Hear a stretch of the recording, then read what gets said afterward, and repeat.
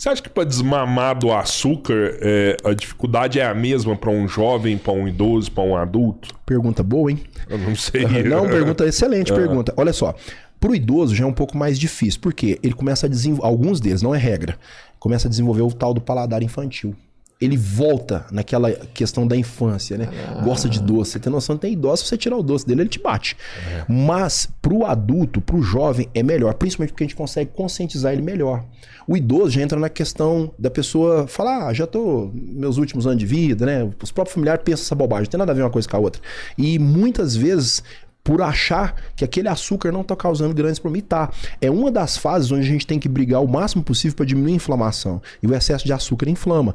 E quando você está falando de açúcar, existem muitos idosos que têm uma apetência muito grande por refrigerante. Pra você ter noção, eu já tive a infelicidade de ir num velório de uma pessoa idosa que morreu por diabetes, mas tomava refrigerante todo dia. Você tá brincando. Porque é silencioso. O povo não tem noção não, de açúcar que tem num copo de coca, né? Não, e se eu te falar quanto que tem de açúcar na corrente sanguínea? 5 gramas. É muito pouco. Só que quando você toma um copo de refrigerante, dependendo do tamanho do copo, você joga 20, 30 gramas de açúcar para dentro do seu organismo. Pensa, a briga metabólica que o seu corpo faz para tentar manter isso dentro de um nível de normalidade. Então é o tempo todo você jogando açúcar e seu corpo apagando fogo.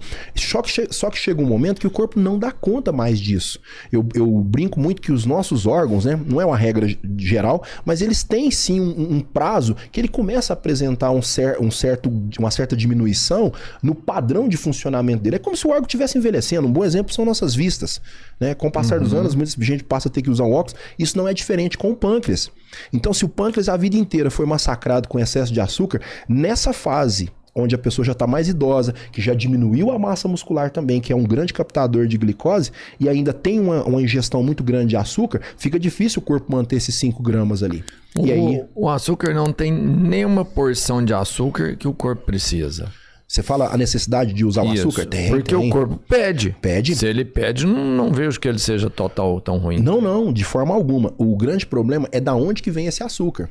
Por exemplo, quando você come uma batata doce, por exemplo, uma vez que ela quebra, ela libera glicose na sua corrente sanguínea. Só que é uma liberação mais lenta, associada a fibras e outros nutrientes que existem na batata doce, que é diferente da pessoa, por exemplo, tomar um copo de refrigerante normal. O que tem ali? Água gaseificada, um corante, algum outro aditivo e açúcar.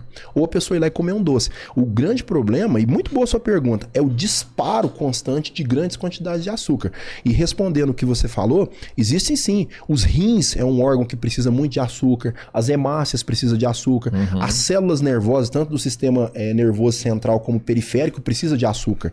Tanto é que não existe aquela questão da pessoa estar fazendo uma prova de concurso, um vestibular, ele consome chocolatinho. É interessante sim, porque o cérebro está em alta atividade ali, você raciocinando, pensando, escrevendo, você colocar um pouquinho de açúcar no sistema ajuda. Mas tudo tem que ser sob demanda.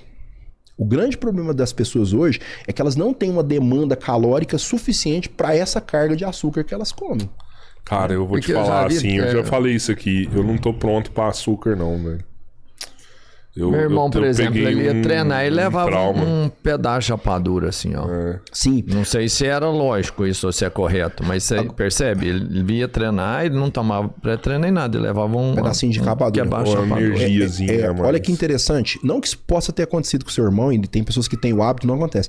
Mas você consumir quantidade de açúcar vamos dizer assim, num momento muito próximo do treino, e se for em grande quantidade, também é um perigo. Existe um quadro que chama hipoglicemia de rebote, ou hiperglicemia reativa.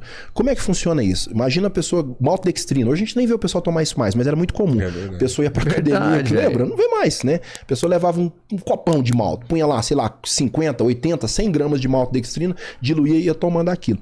Aqueles picos de glicose muito grande na corrente sanguínea faz com que também se dispare muita insulina. Então aquela glicemia que era para ficar alta, ela acaba ficando baixa. Aí a pessoa começa a abrir boca, começa a vontade de ir embora, o rendimento cai, porque na verdade aquela glicemia que era para estar alta, ela cai. Porque a carga de glicose foi muito intensa, de carboidrato simples, num horário que o corpo não precisava. Então, assim, o que eu aconselho as pessoas que treinam?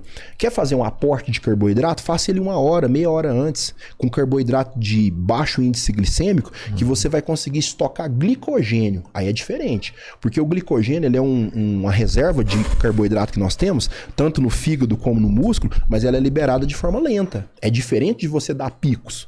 Mas, por exemplo, no ciclismo já é interessante, a pessoa tem uma reserva ali de carboidrato rápido. Porque quando essa glicose cai muito na corrente sanguínea, aí ele começa a ter queda na performance, porque o cérebro começa a falar para eles, vamos parar esse negócio aí, porque tá acabando minha glicose aqui. Eu que mando nessa história aqui. Então, o sistema nervoso central... leva ali no ciclismo, eu já vi, os caras levam um gel mesmo. Inclusive, o pessoal que tá nos ouvindo aí, quem é do ciclismo, eu aconselho não só o gel.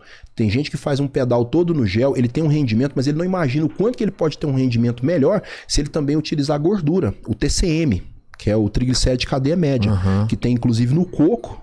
Mas é possível você comprar o TCM mesmo, ele propriamente dito. Porque ele tem um impacto como se fosse um carboidrato, mas não é, ele é uma gordura, só que ela não passa pelo sistema porta. Então a pessoa pode tomar o TCM um tempo antes de ir pro treino, não vai dar disparo de insulina, porque não é carboidrato, é uma gordura. E outra coisa interessante, durante o ciclismo, outros esportes de endurance, é a pessoa também usar proteína. É muito bem-vindo. Seja uma barra de proteína, seja o consumo da proteína em gel, porque tem também, ou até mesmo diluída, principalmente aminoácido de cadeia ramificada, BCA, porque o nosso corpo, ele é uma máquina que ele oxida gordura, carboidrato e também aminoácidos. O que você observa em pessoas que fazem ciclismo ou quem corre muito? Geralmente ele não é regra, mas muitas vezes ele perde massa muscular também. Sim. Porque às vezes o esporte é de longa duração e a pessoa preocupa só com comer carboidrato.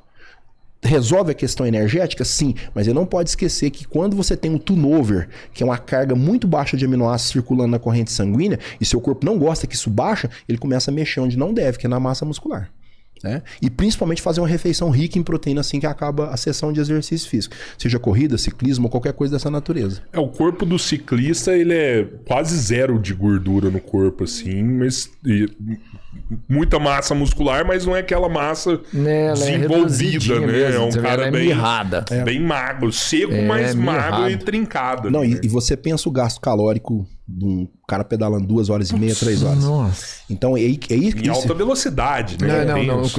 Intenso. Então tem que ter esse aporte de proteína, se possível durante e pós-treino também, que é muito bem-vindo. Sabe uma parada que a gente estava conversando hoje na academia, voltando um pouco para trás aí, eu perdi 30 quilos, eu acho, né? Depois eu não pesei mais. Eu acho que eu perdi 30 quilos, ganhei um pouco de massa muscular, tudo, né? Mas a gente estava conversando, tinha uma pessoa lá com bariátrica, né? E ela também perdeu 30 quilos, óbvio que era mais baixa, mas tinha um excesso de pele muito grande na pessoa. E a gente tava conversando disso, tipo assim, eu perdi os 30 quilos, mas você não consegue ver excesso de pele, sabe? É óbvio que ainda tem pele pra caralho, porque eu ainda tô gordo, né? Mas não tem pele murcha assim, sabe? Não aconteceu igual acontece na pessoa da bariátrica, que tá lotada de pele, assim, escorrendo no corpo, né? Pergunta não, colocação boa você fez, é porque é o seguinte, o seu processo, ele foi um processo mais lento e mais fisiológico.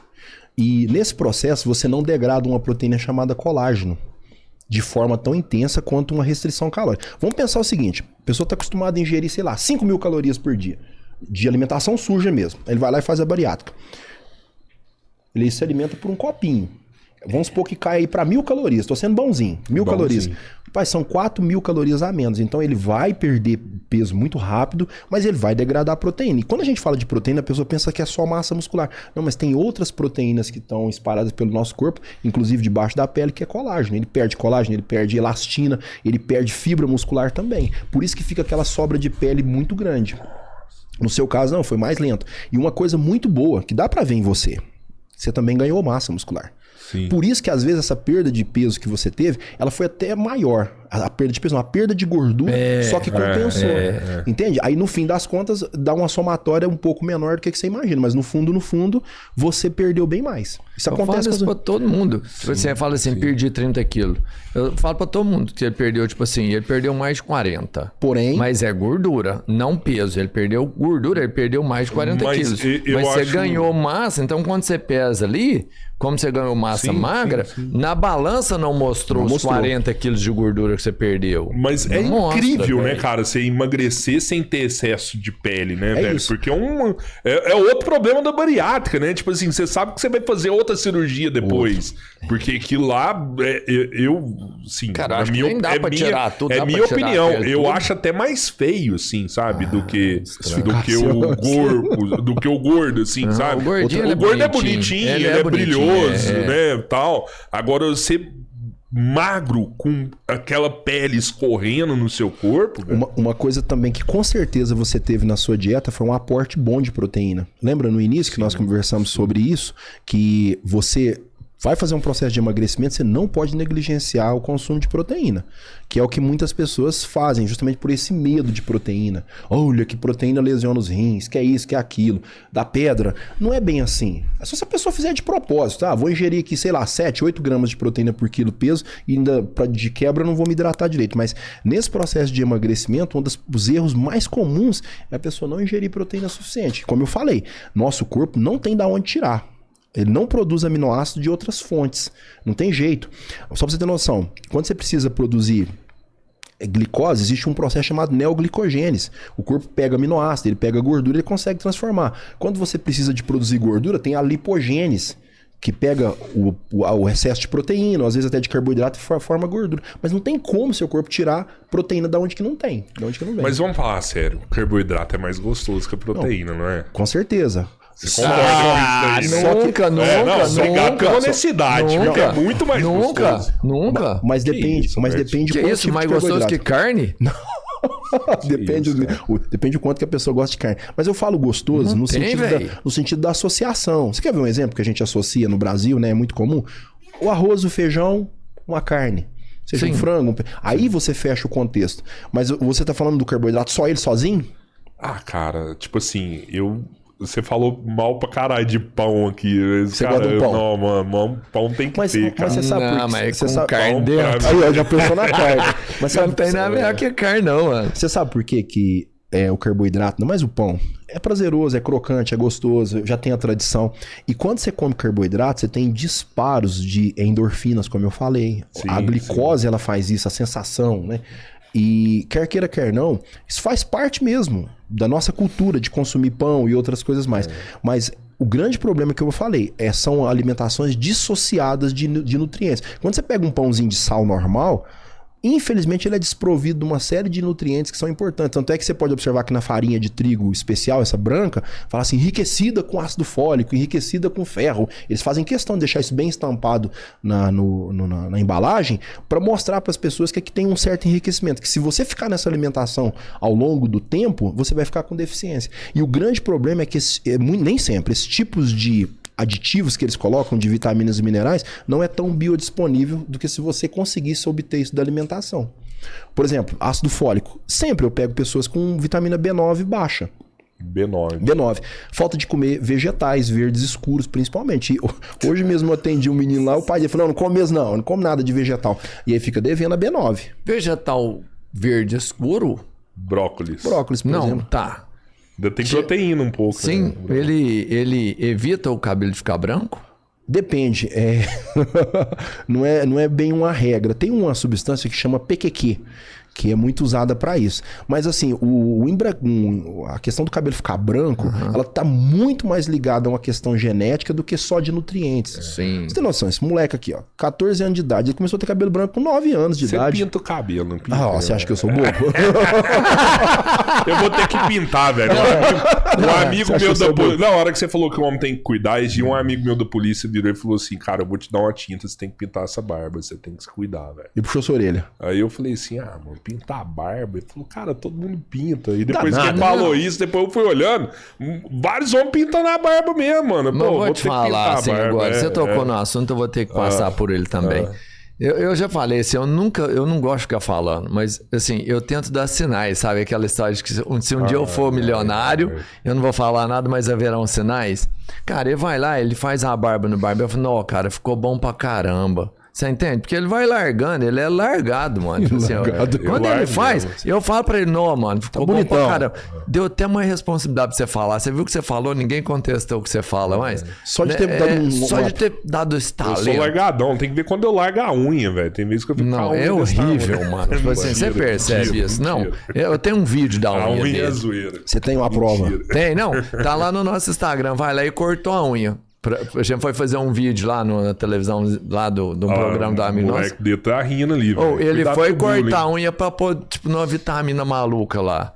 Mano, ele cortou a unha, era um jarro desse tamanho, mano, a unha dele tava. Não, claro, o povo não quer saber disso. Só que não tava branco, entendeu? A unha toda marronzona. Eu falei, cara, não dá, velho. Não quer saber disso, não. Você falou no início da lei do bullying, né? Aí, tá vendo? Não adiantou. Não é bullying, não é bullying, é verdade. Isso tá lá.